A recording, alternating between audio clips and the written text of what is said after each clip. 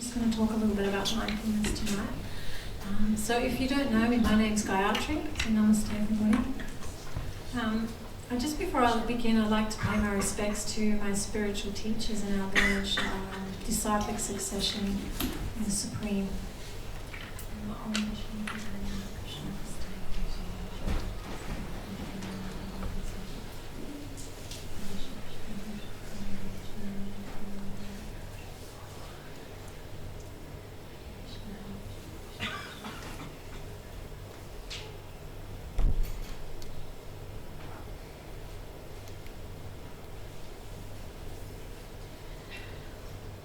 So mindfulness. We practice in mindfulness every Sunday and Wednesday usually, sometimes on a Friday. People really like mindfulness. So I thought I'd explain it because mindfulness is a bit of a buzzword. Everybody does mindfulness these days and they all have their different slant on it. So I'm going to be explaining mindfulness from the yoga perspective. So all our information is coming from the ancient yoga texts, the Vedas. So they're an amazing, vast literature, and they're very, very old.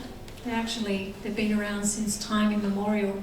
So mindfulness isn't a new thing. It isn't something that's in the modern. It's not a modern technique or anything. It's actually a very, very ancient practice as a part of the Ashtanga yoga system. And so the great yogis used to practice this thousands of years ago. So we're not as if we're practicing anything new, we're just following in their footsteps, which is a wonderful thing. And often mindfulness is described as self-awareness. So becoming aware of the self. But many people in this world, a majority of people in this world don't have any understanding of who the self is.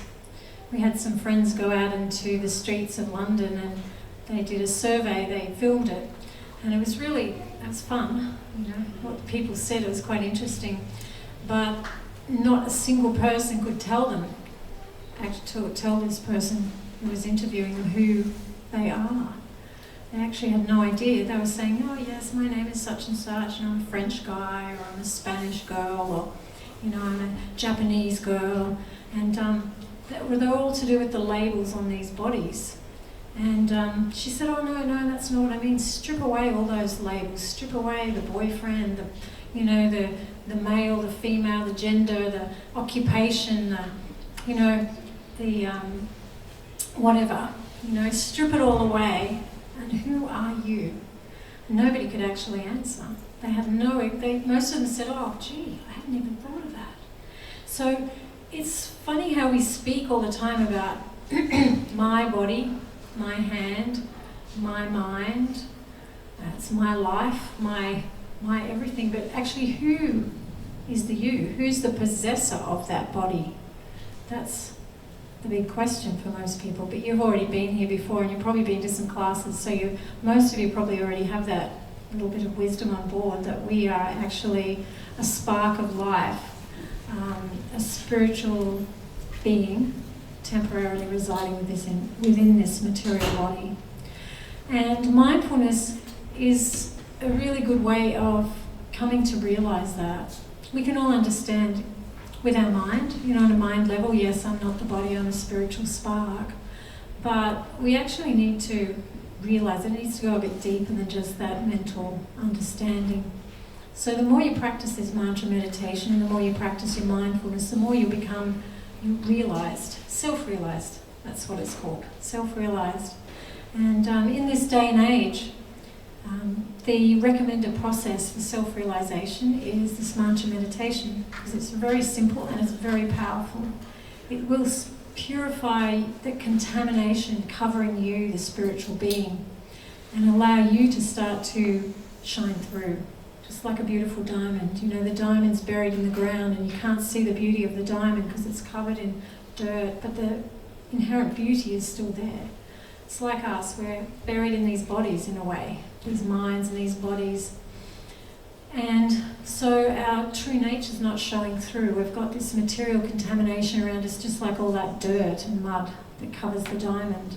And these mantras actually cleanse away that material contamination, allowing the spiritual being, you, the pure soul, to start shining through. So this mindfulness helps us to understand that when we're stepping back from our body, we're sort of coming to understand, yeah, I'm not this body, I'm not my mind, and we come to understand that this body and this mind, they're tools. They're tools that we have on in order to get through life. And they should be something that we are using and controlling. Most people, myself included, my body and mind controls me. I mean, I'm trying, I know I'm on the right path, I'm heading in the right direction, and I'm being a lot less controlled than I was before I started meditation. And I can feel such a huge difference in my life when I start to, just bring the body and the mind under control and start to use it for your benefit, because your mind is not usually working for your benefit. You, the spirit soul, it's not working for your benefit. It's going to take you off into some crazy places. So this, you become more observant as you practice mindfulness. You become more observant of all these things, and you start to see with a bit of clarity and a bit of wisdom. Yes, I can see it. It's quite clear. It gets clearer. So mindfulness allows us to, step back from our body and mind and become less overwhelmed by our bodies and minds, which is a great thing, because many people, I just did this afternoon, Share for Care, is that what it's called? It's the mental health organisation. They're trying to help people with mental health, and they asked me to speak, and I was the first one up actually, because they really wanted me to speak on mindfulness. And so people are becoming aware that we need a little bit more than just the medication. Yeah, medication's going to help, but we need more than just that. So they really liked the talk on mindfulness, and they all wanted the links so they could get more of these wonderful tools to apply in their life. And I know it'll help them so dramatically. So mindfulness, it is a very powerful tool that we can use on a regular basis. It can really help us in our lives. I actually had an experience of this probably about 3 years ago. I had my hip replaced, and I've had a lot of joint replacements over the years, because I was born with a problem with my hip, and so I had my first hip replacement when I was 30. I was like in there with all the really old ladies, and everyone's going, "What are you doing in here? Why are you having your hip replaced so young?" And I was always the one with all the medical students around looking at this hip, because it's so weird. It attracted all the young medical students, so I'd be in the bed half dead with 30 people around checking me out. It's horrible, actually. I went, okay, whatever.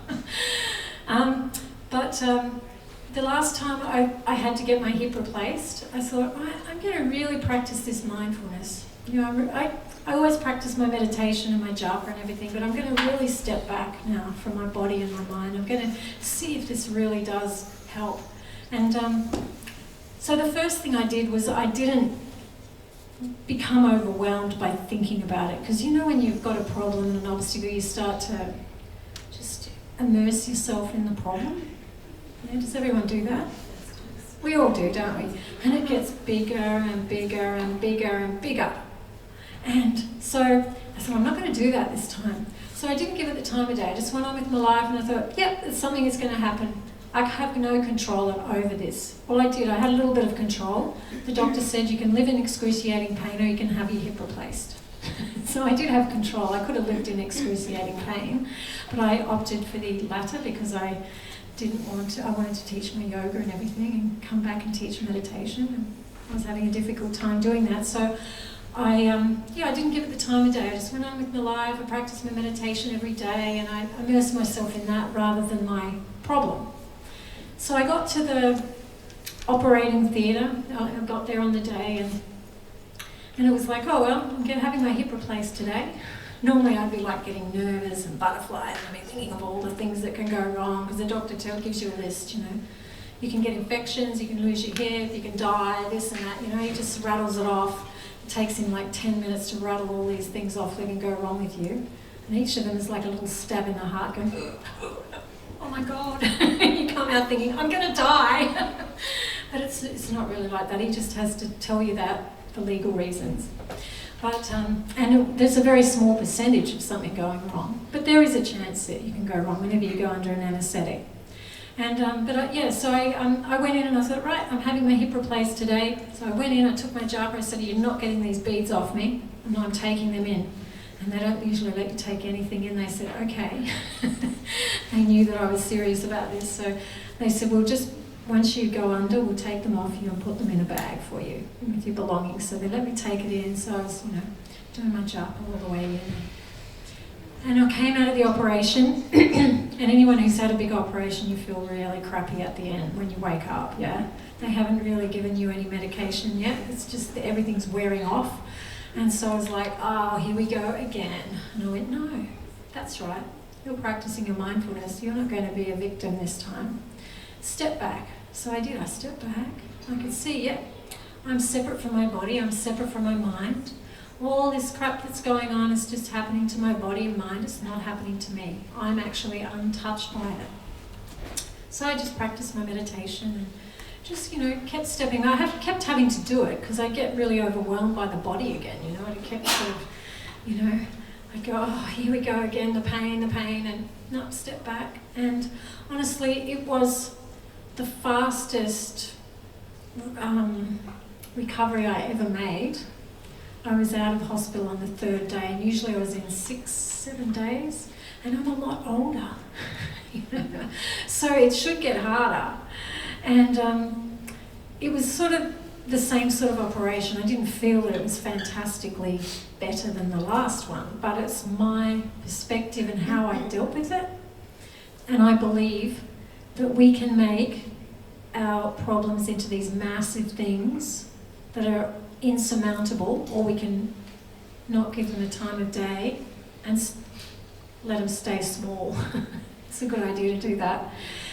And yeah, the recovery was really fast. And the nurse came in on the third day and said, you don't even look like you should be here. I said, no, I don't feel like I should be here. And she goes, let's get you home. And I go, yes, please. So I was home on the third day and yeah, recovered really fast. And I was back teaching yoga, I think at 3 or 4 months. And I thought, geez, you know, it wasn't such a big deal. So, and how I looked at it, this is an insight that obviously came from practicing mindfulness. I saw it as a river, like the big, you know, when you see the Brisbane River after a flood. Does anyone see it after the 2011 floods? You know, not only were there trees and things floating, there were actually restaurants floating, bridges. There was a whole restaurant that was floating down. Did anyone see that? It's pretty cool. The poor guy, though, I don't think he ever recovered from it. His whole restaurant floating down, and there were bridges, and there were dead animals, and this current was so strong. Like, it was just, nothing can stop that current.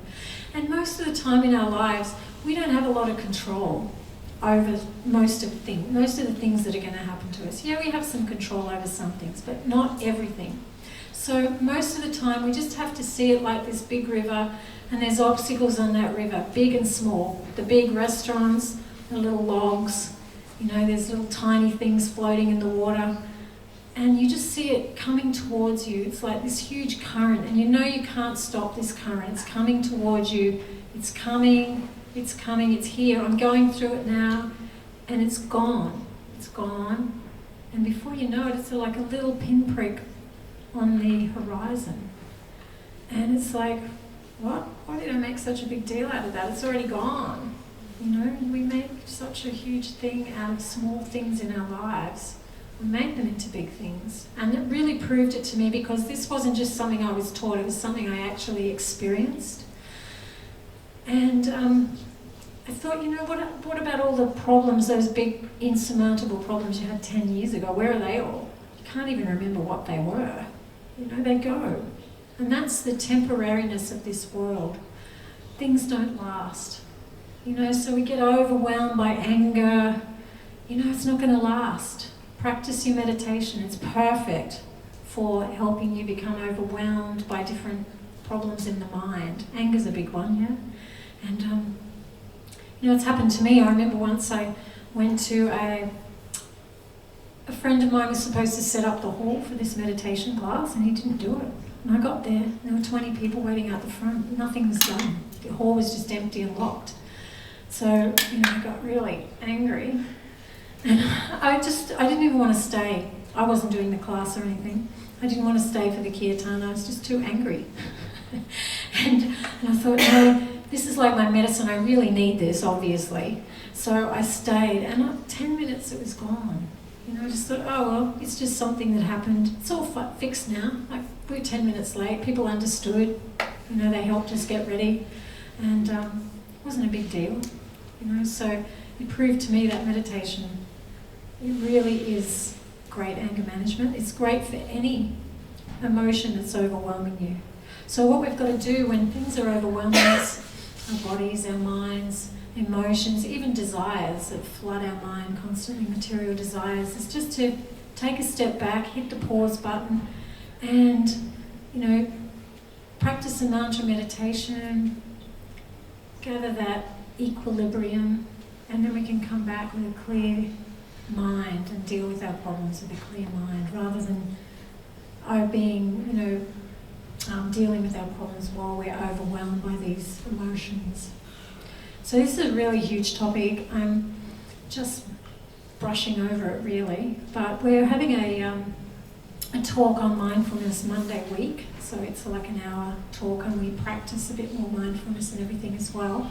So it's a workshop. So if you want to come to that, Monday week, 6:30 till 8, and we'll be discussing more on mindfulness. But that just gives you a bit of an idea of the power of mindfulness.